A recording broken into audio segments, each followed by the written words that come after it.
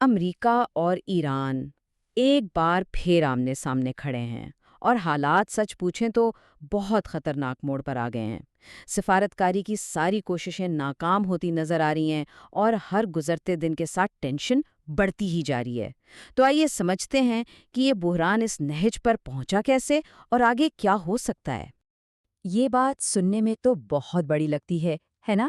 لیکن سچ یہ ہے کہ یہ اس نازک صورتحال کو بالکل ٹھیک بیان کرتی ہے جس میں دنیا اس وقت کھڑی ہے۔ بس ایک چھوٹی سی غلطی، ایک غلط قدم اور اس کے نتائج نہ صرف اس خطے کو بلکہ شاید پوری دنیا کو اپنی لپیٹ میں لے سکتے ہیں۔ سفارتکاری کے دروازے آپ کہہ سکتے ہیں تقریباً بند ہو چکے ہیں۔ بات چیت کا عمل ایک ایسے پوائنٹ پر پہنچ گیا ہے جسے پوائنٹ آف نو ریٹرن کہا جا رہا ہے۔ مطلب بات چیت ایک ایسی جگہ پہنچ گئی ہے جہاں سے واپسی کا کوئی راستہ ہی نہیں بچا اور اب دونوں ملکوں کو کوئی نہ کوئی فیصلہ کن قدم اٹھانا ہی پڑے گا۔ تو یہ بحران اس خطرناک سطح تک پہنچا کیسے؟ اس کی جڑیں ہیں آبنائے ہارمز میں ہونے والے حالیہ واقعات میں۔ اور یہ ایک ایسی جگہ ہے جہاں ایک چھوٹی سی چنگاری بھی بہت بڑی آگ لگا سکتی ہے۔ آئیے دیکھتے ہیں کہ وہاں آخر ہوا کیا۔ ایران نے تو صاف صاف کہہ دیا ہے، تہران نے پاکستان میں ہونے والی امن بات چیت میں آنے سے انکار کر دیا ہے اور ساتھ میں ایک شرط بھی رکھتی ہے کہ جب تک امریکہ آبنائے ہرمز کی بحری ناکہ بندی ختم نہیں کرتا تب تک کوئی بات چیت نہیں ہوگی۔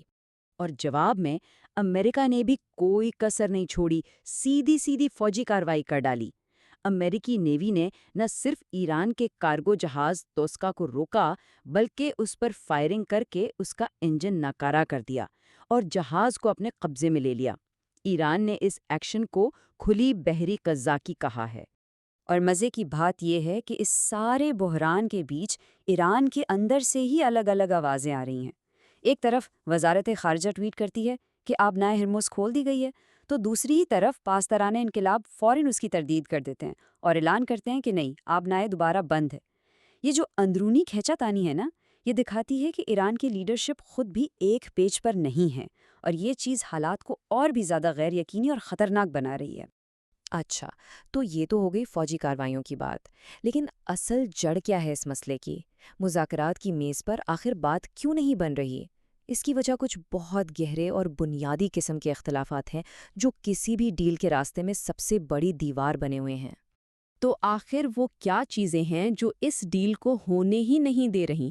دراصل 5 ایسے بڑے پوائنٹس ہیں جن پر امریکہ اور ایران کے بیچ زمین آسمان کا فرق ہے۔ ذرا اس ٹیبل پر نظر ڈالیں، یہاں آپ کو زمین آسمان کا فرق نظر آئے گا۔ مثال کے طور پر افزودہ یورینیم پر امریکہ کہتا ہے کہ اسے فوراً ہمارے حوالے کرو، جبکہ ایران کہتا ہے کہ ہم 6 سے 12 مہینے میں چین یا روس کو دیں گے۔ لیکن اس سے بھی بڑا فرق جوہری پروگرام کی مدت پر ہے۔ ایران 5 سال کے لیے پروگرام روکنے کو تیار ہے، جبکہ امریکہ پورے 20 سال کا مطالبہ کر رہا ہے۔ 5 سال اور 20 سال۔ اسی طرح پابندیوں، منجمد اثاثوں اور آبنائے ہارمز کے کنٹرول پر بھی دونوں کے بیچ اتنی گہری کھائی ہے کہ کوئی درمیانی راستہ نکالنا تقریباً ناممکن لگ رہا ہے۔ دیکھیں، یہ جنگ صرف سمندر میں یا بند کمروں میں نہیں ہو رہی، اس کا ایک بہت بڑا میدان اور بھی ہے، اور وہ ہے دونوں ملکوں کی اپنی عوام۔ یہ دراصل ایک تاثر کی جنگ ہے، یعنی اپنی پبلک کے سامنے کون جیت کر دکھاتا ہے۔ اور یہی بات شاید اس پورے مسئلے کی جڑ ہے۔ اصل جنگ اس بات کی ہے کہ کون یہ دکھا پائے گا کہ اس نے دوسرے کو جھکنے پر مجبور کیا۔ دونوں حکومتوں کے لیے یہ صرف ایک سفارتی ڈیل نہیں، بلکہ اپنی بقا اور اپنی عوام میں اپنی عزت بچانے کا سوال بن چکا ہے۔ یہاں دونوں لیڈرز کے سیاسی مقاصد بالکل صاف نظر آتے ہیں۔ ایران چاہتا ہے کہ اپنی عوام کو دکھائے کہ دیکھو، ہم نے ایک سپر پاور کو جھکا دیا۔ دوسری طرف امریکہ چاہتا ہے کہ وہ اس ڈیل کو اپنی میکسیمم پریشر پالیسی کی ایک بہت بڑی ایک تاریخی جیت کے طور پر دنیا کو دکھائے۔ تو اب ہم آ پہنچے ہیں اس بحران کے بالکل آخری موڑ پر، جہاں سے صرف 2 ہی راستے نکلتے ہیں۔ ایک راستہ امن کی طرف جاتا ہے اور دوسرا سیدھا تباہی کی طرف، اور پوری دنیا کی نظریں اس بات پر لگی ہیں کہ کون سا راستہ چنا جائے گا۔ ایک راستہ تو ہے امن کا۔ سوچیں، اسلام آباد میں ایک تاریخی کانفرنس جہاں امریکہ، ایران، چین، روس، سعودی عرب اور ترکی جیسے بڑے ملک مل بیٹھیں اور ایک معاہدہ کر لیں۔ لیکن دوسرا راستہ، وہ سیدھا تباہی کی طرف جاتا ہے۔